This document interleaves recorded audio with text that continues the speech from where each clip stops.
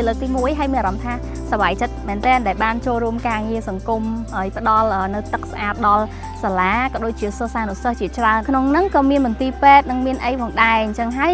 នៅពេលដែលយើងតម្លើងប៉មហ្នឹងទៅគឺផ្ដល់នៅប្រភេទទឹកស្អាតឲ្យពួកគាត់ប្រើប្រាស់បានងាយស្រួល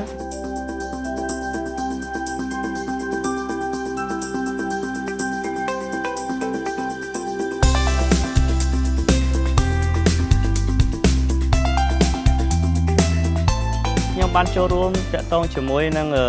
ពីរបៀបតម្លើងប៉មហើយនឹងមេរៀនមួយចំនួនដែលតាក់ទងជាមួយនឹងទឹកស្អាតដែលខាងគម្រោងរបស់យើងបានរៀបចំហើយនឹងវិធីសាស្ត្រក្នុងការតម្លើងដោយការប្រើ tool ហើយនឹងឧបករណ៍ដែលការពារសុវត្ថិភាពយើងក្នុងការតម្លើងមានមួកសុវត្ថិភាពហើយនឹងយើងមានសោមានប្រឡងអីចឹងវាប្រើប្រាស់ដែលយើងអាចធ្លាប់ធ្វើពីមុនមក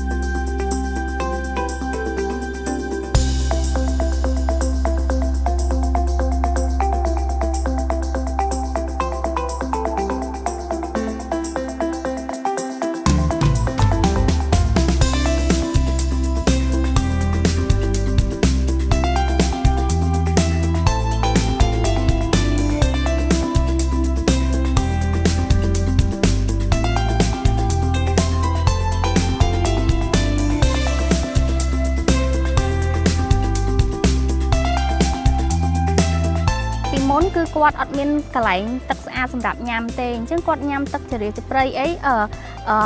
ដែលអត់មានអនាម័យអញ្ចឹងទៅពេលឥឡូវហ្នឹងយើងផ្ដល់នៅទឹកមួយដែលជាប្រភពទឹកមានអនាម័យល្អសម្រាប់ពួកគាត់អញ្ចឹង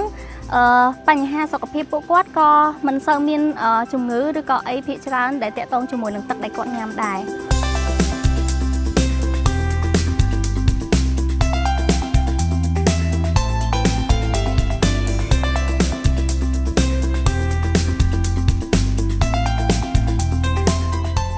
This is the 23rd AquaTower and AquaSun to be installed by Coca Cola, adding to the 22 towers that were installed across the kingdom already. Coca Cola is very proud to be part of the Cambodian society for more than 26 years,